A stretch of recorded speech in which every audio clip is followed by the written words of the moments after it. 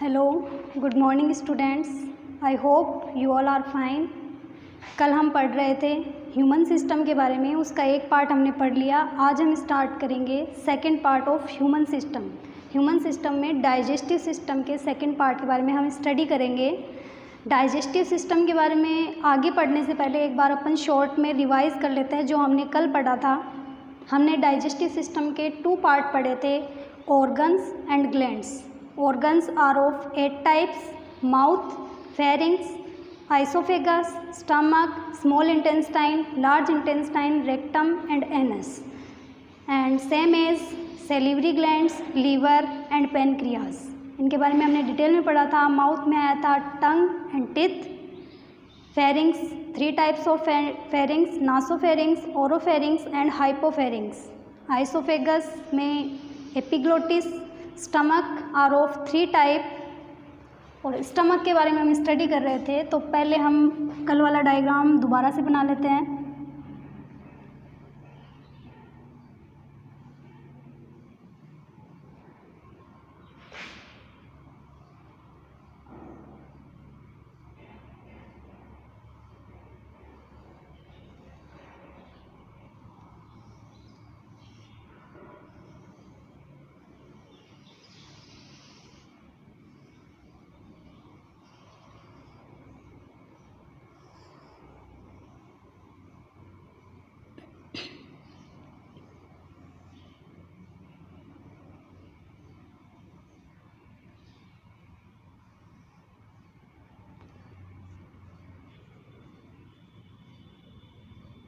हम स्टडी कर रहे थे स्टमक के बारे में।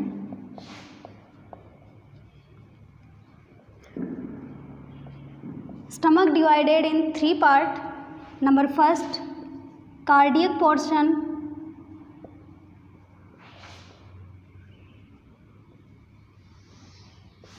Number second, funds.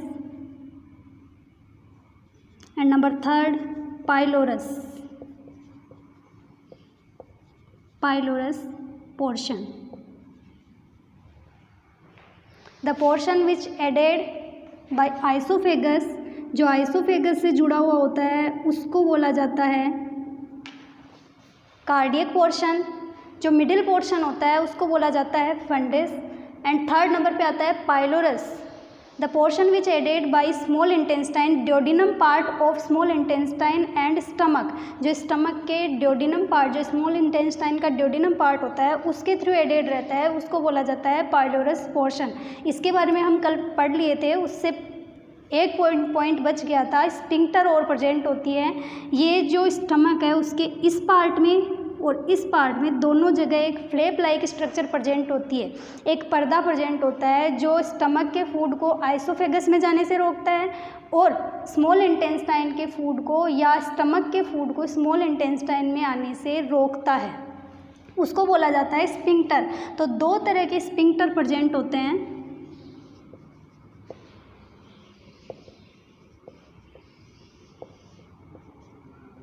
Number first sphincter होती है cardiac sphincter.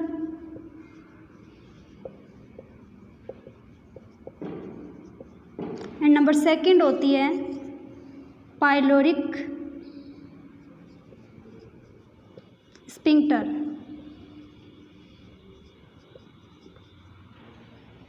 The sphincter which added by esophagus and stomach is called cardiac sphincter, and the sphincter which aided stomach and duodenum part of small intestine is called pyloric sphincter. इनके function समझ में आ गया। ये food को वापस से opposite direction में जाने से रोकती है। Sphincter complete. स्टमक टॉपिक आपका कंप्लीट हो गया, कल यही बच रहा था। अब थर्ड नंबर नेक्स्ट जो ऑर्गन है आपका वो है small intestine, most important organ.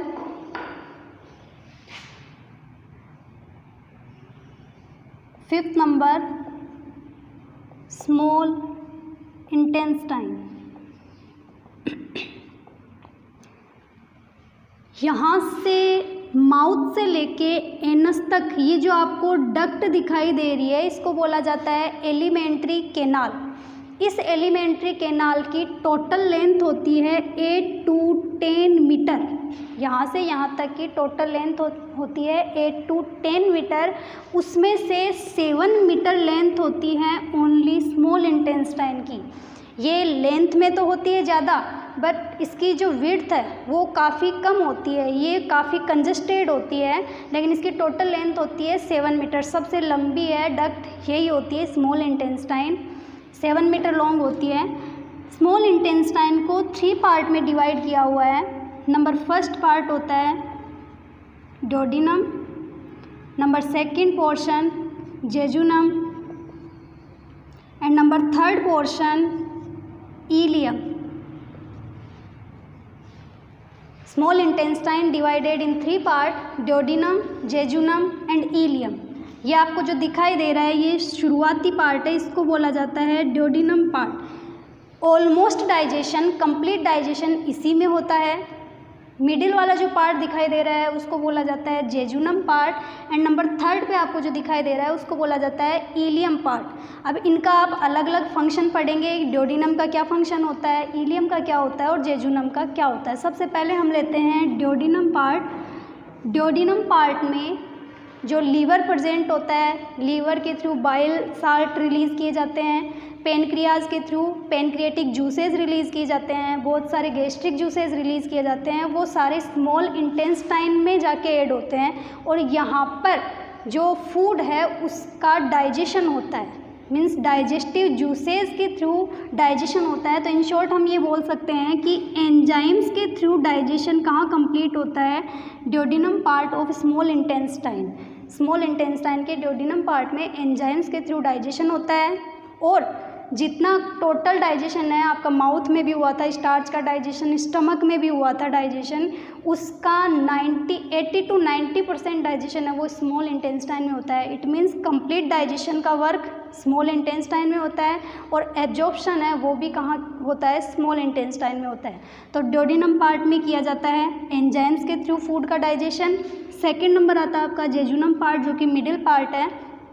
इसका फंक्शन होता है डोडिनम के थ्रू जिन एंजाइम्स के थ्रू फूड को डाइजेस्ट किया है उसको एब्जॉर्ब करने का काम किसका होता है, जेजुनम पार्ट का।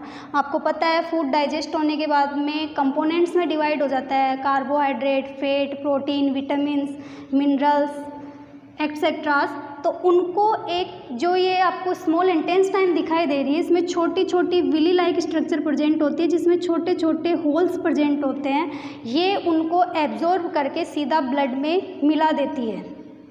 तो जेजुनम का फंक्शन हो गया, it absorb nutrients digest by duodenum part of small intestine, यह एब्जॉर्ब करने का काम करती है।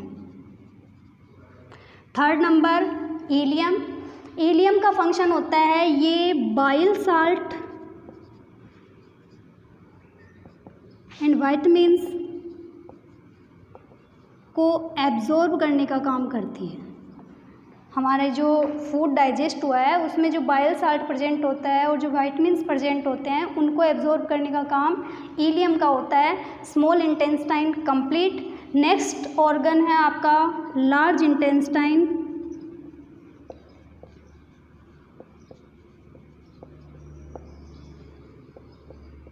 Same as small intestine, it divided in 3 parts. इसको भी 3 पार्ट में डिवाइड किया हुआ है। सबसे पहला है caecum, number second colon and number third rectum. इसको 3 पार्ट में डिवाइड किया हुआ है। सबसे पहला ये जो शुरुआती पार्ट आपको दिखाई दे रहा है इसको बोला जाता है सीकम। सेकंड नंबर पे होता है कोलन, ये जो यू शेप में आपको दिखाई दे रहा है इसको बोला जाता है कोलन, और ये जो दिखाई दे रहा है इसको बोला जाता है रेक्टम। इसकी टोटल लेंथ, सबसे पहला सीकम है, इसकी टोटल लेंथ होती है 1.3 मीटर। एलिमेंट्री कैनाल की टोटल लेंथ होती है 8 to 10 मीटर। स्मॉल इंटेस्टाइन होता है ऑलमोस्ट 7 मीटर, और इसमें लार्ज इंटेस्टाइन का सीकम पार्ट है, इसकी टोटल लेंथ होती है 1 to 3 मीटर। और इसमें ये जो रेक्टम पार्ट आपको दिखाई दे रहा है ये होता है ऑलमोस्ट 20 सेंटीमीटर लेंथ का होता है। लार्ज इंटेस्टाइन में फर्स्ट क्वेश्चन बनता है function of large intestine, it absorb minerals and water. जो डाइजेस्टेड फूड होता है उसमें जो मिनरल्स प्रेजेंट होते हैं like calcium, phosphorus, sodium etcetera, उनको एब्जॉर्ब करती है और साथ में जो वाटर एडेड रहता है उसको भी ये एब्जॉर्ब कर लेता है। तो फंक्शन ऑफ स्मॉल इंटेस्टाइन दो फंक्शन होते हैं, complete digestion and absorption of digested food. ठीक वैसे ही function of large intestine absorption of minerals and water. 3 part of caecum, colon and rectum. इसमें क्वेश्चन सिर्फ इसी में से पूछा जाता है ये क्या वर्क करता है। सीकम जो पार्ट है उसमें एब्जॉर्प्शन कर लिया जाता है बाइल साल्ट, जो फैट होते हैं, कार्बोहाइड्रेट होते हैं, जो प्रोटीन होते हैं, उन सबको पूरी तरह से डाइजेस्ट करके उसको एब्जॉर्ब कर लिया जाता है। साथ ही इसमें छोटे छोटे जर्म्स प्रेजेंट होते हैं, तो जो बचा हुआ फूड है उसको डाइजेस्ट करने का काम भी यही करते हैं। इमल्सिफिकेशन ऑफ फैट वो भी यहीं पर कंप्लीट होता है। कोलन पार्ट और रेक्टम पार्ट की अपन बात करें तो जो अनडाइजेस्टेड फूड है वो यहाँ पर आकर स्टोर होता है और उसको एनस के थ्रू बॉडी से एग्जिट कर दिया जाता है। इसके बारे में अपन ने कल डायग्राम में देख लिया था। ये स्मॉल इंटेस्टाइन है, ये लार्ज इंटेस्टाइन है।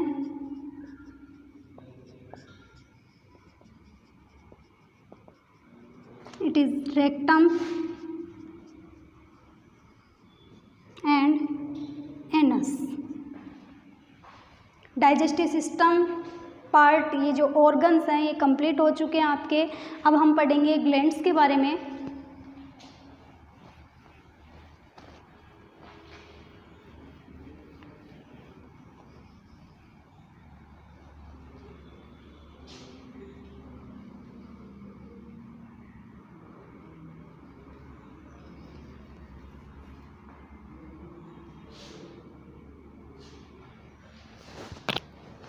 There are 3 types of gland present in human system, human digestive system. Number first gland salivary glands.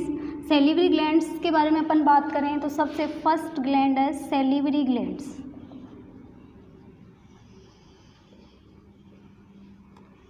Salivary glands के थ्रू 2 टाइप्स एंजाइम रिलीज किए जाते हैं। एक होता है टाइलिन, एक होता है एमाइलेज। और इनका फंक्शन होता है it digest starch present in our food. हमारे फूड में जो स्टार्च प्रेजेंट होता है उसको डाइजेस्ट करने का काम करते हैं। साथ में ये फूड को ल्यूब्रिशियस बनाते हैं। ल्यूब्रिशियस होने की वजह से फूड आसानी से आइसोफेगस एंड फेरिंग्स में मूव कर जाता है। थर्ड क्वेश्चन, ये तो सब हमने पहले देख लिया था। जो न्यू चीज़ है वो ये है कि सैलिवरी ग्लैंड्स को 3 पार्ट में डिवाइड किया हुआ है। नंबर फर्स्ट होता है parotid gland,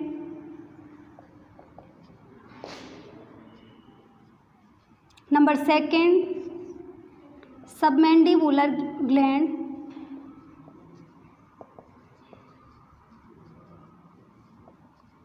and number third sublingual gland.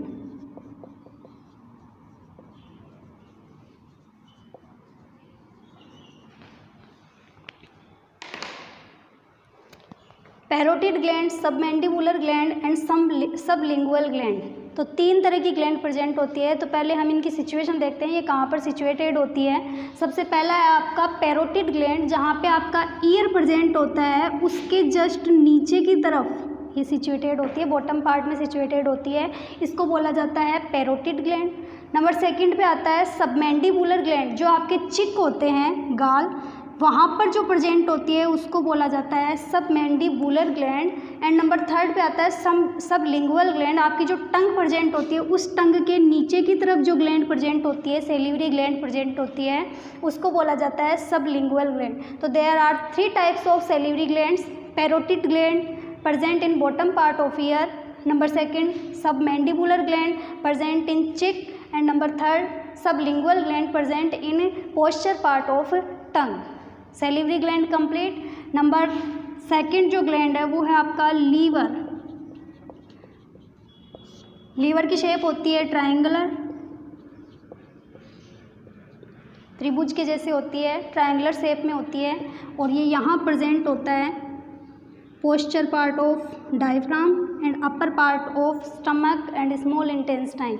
Small intestine या फेरिंक्स के जो स्प्लीन प्रेजेंट होता है, आपका फेर्निक्स प्रेजेंट है, उसके पास में ये प्रेजेंट होता है। लीवर में फर्स्ट क्वेश्चन बनता है, ये कौन सा साल्ट रिलीज़ करता है? ये बाइल साल्ट रिलीज़ करता है।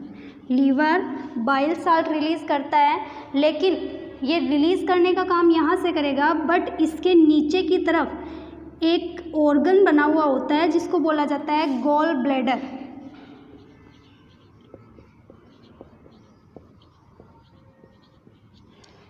लीवर के थ्रू बाइल साल्ट को एक्सक्रीट किया जाता है और ये बाइल साल्ट एक डक्ट के थ्रू, बाइल डक्ट जिसको बोला जाता है, बाइल डक्ट के थ्रू गॉल ब्लैडर में स्टोर होता है। बाइल साल्ट रिलीज़ किया जाता है लीवर के थ्रू एंड बाइल डक्ट के थ्रू ये स्टोर कहाँ किया जाता है? गॉल ब्लैडर में स्टोर किया जाता है। और इस बाइल साल्ट का यूज़ किया जाता है इमल्सिफिकेशन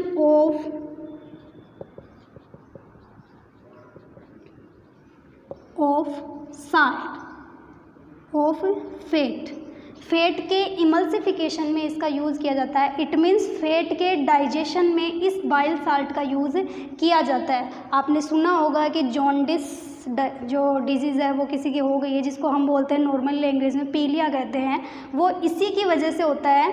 जब बाइल जो साल्ट है वो एबनॉर्मल रिलीज़ होने लगता है तो ब्लड में बिलीरुबिन की जो क्वांटिटी है वो इंक्रीज़ हो जाती है, और बिलीरुबिन की क्वांटिटी इंक्रीज़ होने की वजह से जो बॉडी है, नेल्स हैं, आइज़ है, वो येलो कलर की होती है, उसी को बोला जाता है जॉन्डिस। तो वो होता है बाइल साल्ट की वजह से। लीवर के अंदर से और कोई क्वेश्चन नहीं आता है, ये इंपॉर्टेंट क्वेश्चन है। बाइल साल्ट रिलीज़ किया जाता है लीवर के थ्रू, इसका फंक्शन होता है इमल्सिफिकेशन ऑफ फैट, एंड यह बाइल डक्ट के थ्रू स्टोर होता है गॉल ब्लैडर में। Liver complete. नंबर सी आता है आपका पेनक्रियाज ग्लैंड। पेनक्रियाज ग्लैंड में 3 तरह के हार्मोन्स रिलीज़ होते हैं, जूसेस रिलीज़ होते हैं। सबसे पहला होता है insulin, number second glucagon, and number third pancreatic juices.